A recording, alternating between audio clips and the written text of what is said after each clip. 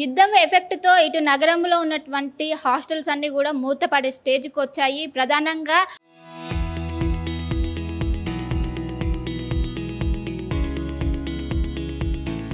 అటు commercial gas సిలిండర్లని పూర్తి స్థాయిలో మొత్తం బంద్ చేయటంతో స్టోరేజ్ కూడా పూర్తి స్థాయిలో అయిపోవడంతో ఎక్కడ చూసినా అటు హోటల్స్లో కావచ్చు, ఇటు ఇక్కడ హాస్టల్స్లో కావచ్చు మెనూ తగ్గించారు. కొన్ని ఐటీ కార్యాల్లో పూర్తి స్థాయిలో మెనూ తగ్గించి కేవలం మీల్స్కి మాత్రమే పరిమితం చేశారు. ప్రస్తుతం నేను ఇక్కడ అమీర్పేటలో ఉన్నటువంటి ఒక హాస్టల్లో ఉన్నాను. జనరల్గా రోజు మధ్యాహ్నం సమయంలో ఒకవైపు రైస్తో పాటు 2 కర్రీస్ అండ్ పప్పు సాంబార్ పెడుతూ ఉంటారు. కానీ ఇప్పుడు గ్యాస్కు సంబంధించినటువంటి కారణాల వల్ల కేవలం ఒక్క కర్రీకి మాత్రమే పరిమితం చేశారు. మన విజువల్స్లో కనిపిస్తున్న జనరల్గా అక్కడ ఒక రైస్ ఐటమ్ అండ్ ఇక్కడ ఒకవైపు పెరుగు కావచ్చు. ఓన్లీ 1 కర్రీకి మాత్రమే జనరల్గా ఈ సాంబారు, ఇక్కడ కర్రీ అండ్ పచ్చడి, జనరల్గా 2 కర్రీస్ అండ్ పప్పు అనేది కంపల్సరీగా మ్యాండేటరీగా ఉంటుంది. కానీ ఇప్పుడు ఉన్నటువంటి కారణాల రీత్యా మొత్తం కూడా ఎక్కడికక్కడ తగ్గించారు. ఇంకోవైపు స్నాక్స్ ఏవైతే టీ కావచ్చు, కాఫీలు కావచ్చు, ఈవినింగ్ ఉండేటువంటి స్నాక్స్ కూడా పూర్తిగా బంద్ చేసి కేవలం ఒకవైపు గ్యాస్ అనేది ఎక్కడికక్కడ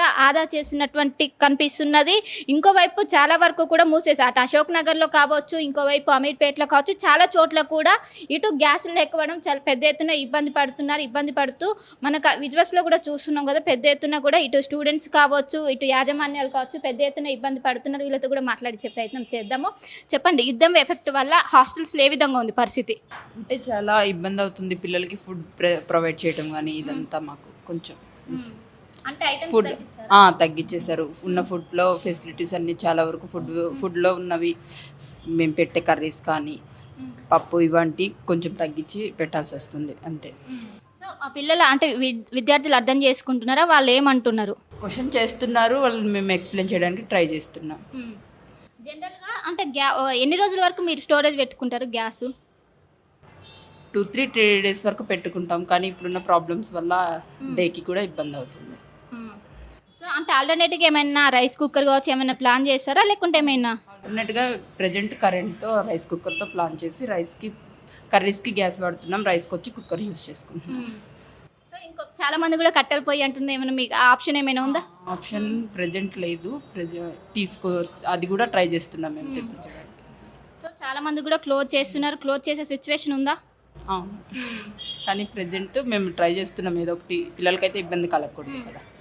సో అన్ని హాస్టల్స్లో ఇలానే ఉందా సిచ్యువేషన్ అంతా ఇలానే ఉంది. ఇక్కడ స్టూడెంట్స్ ఎఫెక్ట్ అవుతుందా? స్టూడెంట్స్కి ఎఫెక్ట్ అవుతుంది. ఫుడ్ విషయంకై క్వశ్చన్ చేస్తారు వాళ్ళు ఫీజు పే చేస్తున్నప్పుడు. సో చూసుకోవచ్చు పెద్ద ఎత్తున ఇబ్బంది పడుతూ వీళ్ళందరూ కూడా చేస్తున్నారు. సో రోజు ఏ విధంగా ఉండే కర్రీస్ ఈరోజు ఏం తగ్గాయా, ఎట్లా ఉంది? బాగానే ఉంటాయి, బట్ ఈరోజు రసం అట్లా ఏం లేకుండా కొంచెం ఇబ్బంది అవుతుంది. అయినా మేము అడ్జస్ట్ అవుతున్నాం.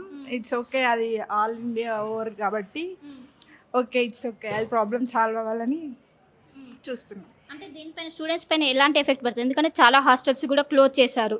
జనరల్ ఐటీ కార్డర్స్ కావచ్చు మొత్తం ఎవరికైనా ఎఫెక్ట్ పడుతుంది, ఎందుకంటే ఆల్ ఓవర్ ఇండియా కాబట్టి సడన్గా అలా చేసేసరికి ఏ హాస్టల్కైనా ఎక్కడైనా ఇబ్బంది అవుతుంది. కాబట్టి అట్లా చేయడం కరెక్ట్ కాదేమో అని అనిపిస్తుంది. జనరల్గా మనం కోవిడ్ టైంలో ఇలాంటివి చూస్తుంటాం, మళ్ళీ ఇప్పుడు చూస్తున్నాము. అవును, బట్ ఇది సాల్వ్ అవ్వాలని అనుకుంటున్నాం. ఎందుకంటే మేము ఎక్కడి నుండో వచ్చి మా కెరియర్స్ కోసం ఇక్కడ ఉంటాం కదా, అట్లా ఫుడ్ వల్ల ఇబ్బంది అవుతాయి కాబట్టి చూసుకోవాలి. కానీ ఇది గ్లోబల్ సంబంధించిన ఇష్యూ, కొంతమంది అడ్జస్ట్ కావటంలో అంటే ఏం చెప్తారు? అది మన పర్సనల్ ఇష్యూ కాదు కదా, అందరి ఇష్యూ కాబట్టి అడ్జస్ట్ అయిపోవాలి ఇంకా. సో చూసుకోవచ్చు మొత్తం మీద పెద్ద ఎత్తున ఇబ్బంది పడుతూ వీళ్ళు కావచ్చు మొత్తం కూడా ఒకసారి మాట్లాడించే ప్రయత్నం చేద్దాం. ఏ విధంగా ఎఫెక్ట్ పడుతుంది హాస్టల్స్ పైన? ఏదైనా కానీ చాలా ఇబ్బంది పడుతున్నామండి. గ్యాస్ వల్ల ఒక 2 days నుంచి చాలా ఇబ్బంది పడుతున్నాము. ఇలాగే కొనసాగితే మాత్రం హాస్టల్ మూసుకునే పరిస్థితి అయితే ఉందండి. ఇప్పుడు దయచేసి రేవంత్ రెడ్డి గారిని కొంచెం దీన్ని సార్ట్అవుట్ చేయాలని, as soon as possible sort out చేయాలని కోరుకుంటున్నాము. అంటే 30 days వరకు కూడా ఎలాంటి కమర్షియల్ సిలిండర్స్ అనేవి ఇవ్వద్దంటూ కూడా చెప్పారు. 30 days వరకు ఇవ్వకూడదంటే ఇంకా హాస్టల్ మూసుకునే పరిస్థితే అండి. ఇంకా దాంట్లో వేరే ఆలోచన లేదు. ఇంకా ఇంత పెట్టుబడులు పెట్టుకుని మేము ఇప్పుడు గ్యాస్ మూలంగా చాలా ఇబ్బంది అయితే పడుతున్నామండి మేము. ఇంకా చూడాలి, ప్రత్యామ్నాయాలుగా ఇటు కరెంటును వాడి ఏమైనా చేయడానికి లేదా? ఇప్పుడు యాక్చువల్లీ కరెంట్ స్టవ్స్ అవి వాడుతున్నామండి ప్రజెంట్. అది ఎంతవరకు అనేది చెప్పలేకపోతున్నామండి. ఇప్పుడు దానివల్ల కూడా మాకు క్వాంటిటీ మనము వండలేమా? చేయలేమండి. ఓన్లీ జస్ట్ రైస్ వరకు వండుతాం. కర్రీస్ అయితే చేయలేము మేము దాని మీద. ఆల్టర్నేట్ గ్యాస్వే దానికి ఆప్షను. సో ఇక మరి దానికి ఆల్రెడీ కర్రీస్ తగ్గించేసాము.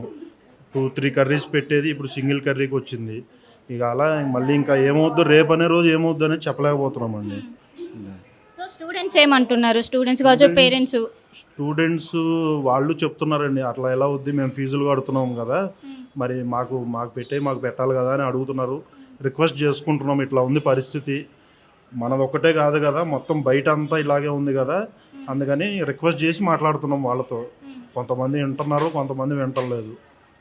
అటు కూడా ఇష్యూలు ఉన్నాయి మాకు కూడా.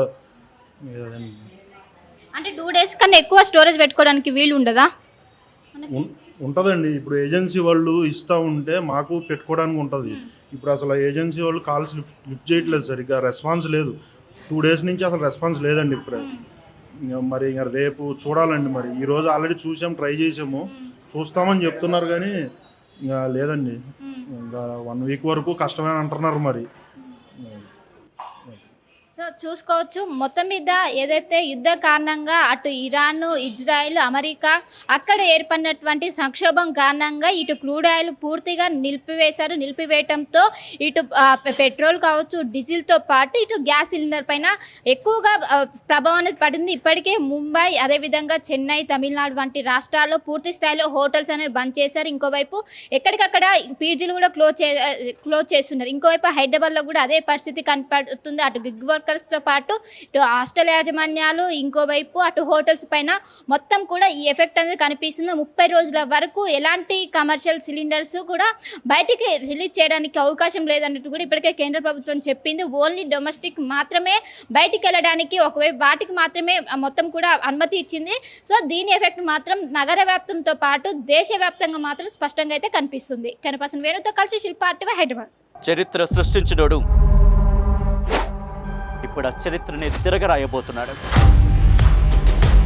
అబద్ధాల గోడల్ని బద్దలు కొట్టి నిజాలను రాగా మీ ముందుంచబోతున్నాడు. నిజమైన వార్తల కోసం వెంటనే డౌన్లోడ్ చేసుకోండి రా యాప్ని.